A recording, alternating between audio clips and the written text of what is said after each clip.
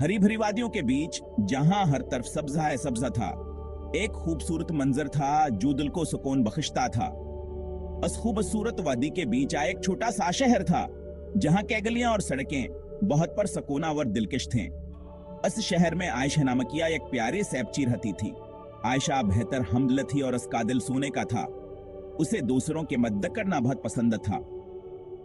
वो हमेशा अपने दोस्तों और पड़ोसियों के मदद के लिए तैयार रहती और उसके चेहरे पर हमेशा एक प्यारी सी मुस्कुराहट खली रहती थी। इसकी मुस्कुराहट देखकर हर कोई खुश हो जाता था। उसकी हंसी में गूंजती रहती और इसकी हंसी की आवाज सुनकर सबके चेहरे पर मुस्कुराहट आ जाती। जहां भी वह जाती खुशियां बिखेरती जाती। इसकी मौजूदगी से हर जगह खुशियां और मोहब्बत का माहौल बन जाता था। आयशा को यकीन था कहने की ताकत बहुत ज्यादा होती है। वह हमेशा कहती थी कहने की एक छोटा शामिल भय दुनिया को बदल सकता है और वह जानती थी कि छोटे छोटे काम भी बड़ा फर्क ला सकते हैं। उसने अपने छोटे छोटे निका अमाल से अपने शहर में बहुत सी तब्दीलियां लाई। आयशा हमेशा बुजुर्गों की मदद करती थी, वहां के लिए पानी लाती, उनके साथ हुकत गुजारती और उनकी बातें सुनती थी। वह अपने दोस्तों के साथ खाना बांटती थी। जब ब्यास के पास छाजाफी होता वहां से अपने दोस्तों के साथ बांट लेती थी। आयशा को माहौल की भी तफकर थी। वह दरख्त लगाती और अपने दोस्तों को भी दरख्त लगाने के तरगीब देती थी। वह छोटे बच्चों को कहानियां सुनाती और उन्हें पढ़ाई में मदद करती थी। इसका मानना था कि इल्म बांटने से बढ़ता है। आयशा कहनी क्यों जैसे पूरा शहर से मोहब्बत करता था। लोग इसकी तारीफ करते और इसकी मिसाल देते थे। इस कहनी क्यों जैसे इसे बहुत सी तारीफें मिलती थे। लोग गास की तारीफ करते और इसकी मिसाल देते थे। आयशा के दिल में हमेशा एक ख्वाब था कहो दुनिया को एक बेहतर जगह बनाए। अस्कीनिकियां और मोहब्बतास के ख्वाब को हकीकत में बदलने की कोशिश थे और यूं आयशा के निकियां और मोहब्बतास के शहर को एक खूबसूरत और परसकून जगह बनाते रहे। असकी कहानी हमें सिखाती है कि निकिया और मोहब्बत की ताकत से दुनिया को बदला जा सकता है। एक धूप वाली दोपहर जब आयशा पार्क में खेल रही थी तो उसने झाड़ियों के पीछे से हल्की हल्की आवाजें सुने। वो आवाजें बहुत मंद थी, जैसे कोई मदद के लिए पुकार रहा हो। आयशा ने अपने खेल को रोक दिया और गौर से सुनने लगी, तो जिससे वो आहिस्ता आहिस्ता आवाज के करीब गई। इसके दिल में एक अजीब सी बेचैनी थी, जैसे कुछ गलत हो रहा हो। इसने अपने कदमों को हल्कार खाता के आवाज को डरा न दे और इसने देखा कि एक छोटा साख्ता अकेला और खौफजदा बैठा है। इसकी आंखों में खौफावर बेबसी थी। आयशा ने सोचा कि यह कता यहाँ कैसे आया होगा और इसके साथ क्या हुआ होगा। वो कता गम हो गया था और इसे अपना घर नहीं मिल रहा था। वह धराधर भटक रहा था, जैसे किसी को ढूंढ रहा हो। इसकी हालत देखकर आयशा का दिल भर आया। आयशा का दिल रहम से भर गया। इसने सोचा कि अगर यह कता मेरा होता तो मैं कितना परेशान होती। इसने फौरन फैसला किया कि हुआ सकते की मदद करेगी। उसने कान अपते हुए किते को आहिस्ता से उठाया। किताब हथ डरा हुआ था, लेकिन आयशा के नर्म हाथों ने उसे कुछ सुकून दिया। इसने किते को अपने सीने से लगा लिया था, हम महफूज महसूस करे और उसके घर वालों को ढूंढने का फैसला किया। आयशा ने सोचा हो हाँ पार्क के आसपास के लोगों से पूछेंगे क्या किसी ने किते को देखा है या उसके मालिक को जानता है। इसने किते को अपने साथ लेकर पार्क के मुख्तलिफ हिस्सों में जाना शुरू किया। हर किसी से पूछती क्या आपने इस किते को देखा है या क्या आप जानते हैं कि ये किता किसका है। कुछ लोगों ने नफी में सर हिलाया, लेकिन कुछ ने कहा हान ने एक ऐसा ही किता कुछ दिन पहले देखा था। आयशा ने हमतने हारिया और अपनी तलाश जारी रखी। इसने सोचा का है वहां सकते को के घर वालों से मिलाए बगैर वापस नहीं जाएगी।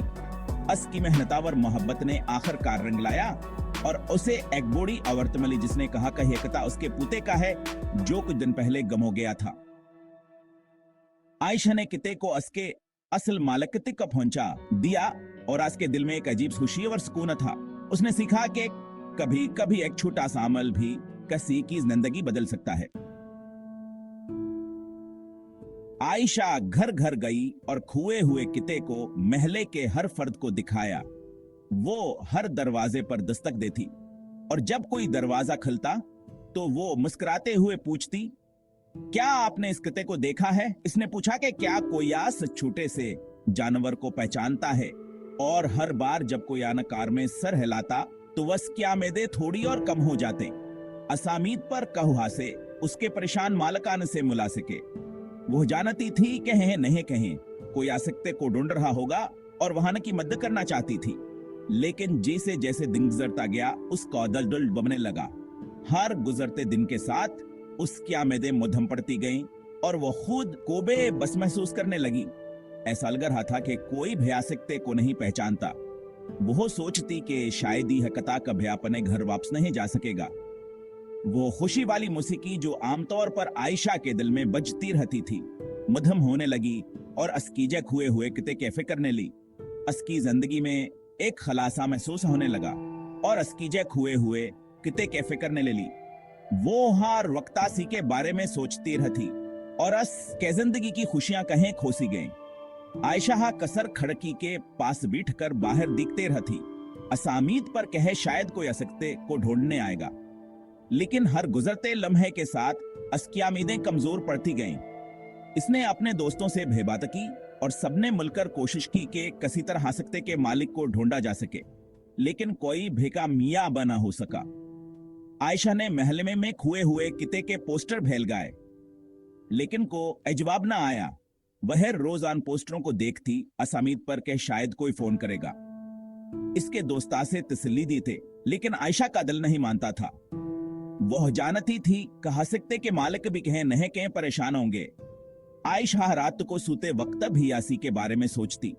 वो ख्वाब देखती कि कता अपने मालिक के पास वापस पहुंच गया है और सब खुश हैं। एक दिन आयशा ने फैसला किया कि वो हार नहीं मानेगी। इसने अपने दो सतों के साथ मिलकर आयक ने कोशिश शुरू की।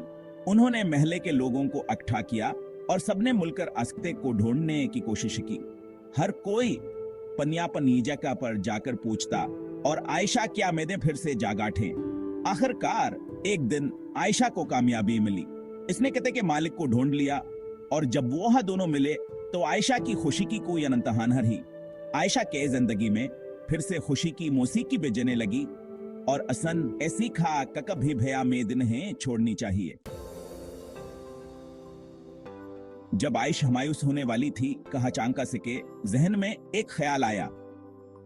इसे याद आया कहा सुने मकामी बाजार में गमशदा और मिलने वाली अशिया का बोर्ड देखा था।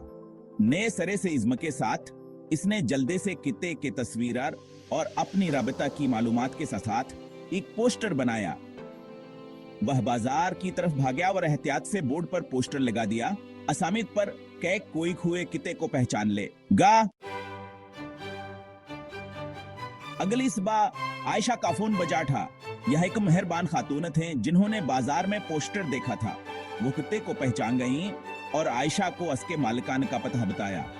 आयशा की खुशिका को ईट का नहन रहा।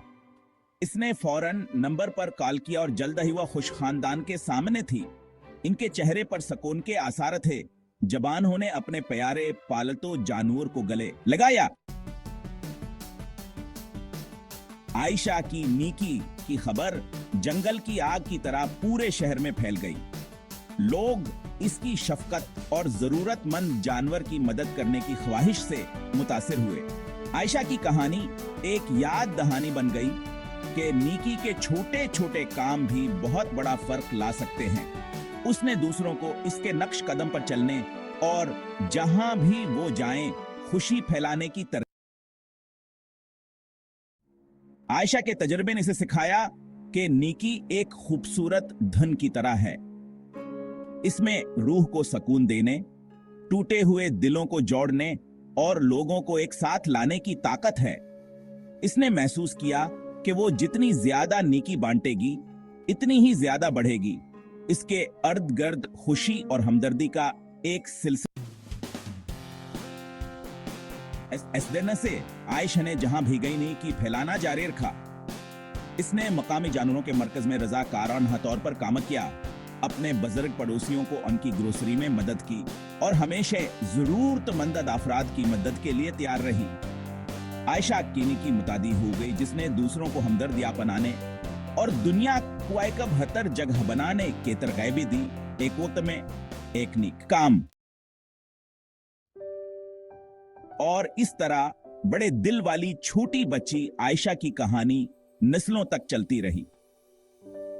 ये एक याद दहानी के तौर पर काम करती रही कि ऐसी दुनिया में भी जो कभी कभी तारीक महसूस हो सकती है, नीकी की रोशनी हमेशा चमकती रहेगी, एक रोशन और ज्यादा रहमदिल कल की तरफ रास्ते को रोशन करती रहे।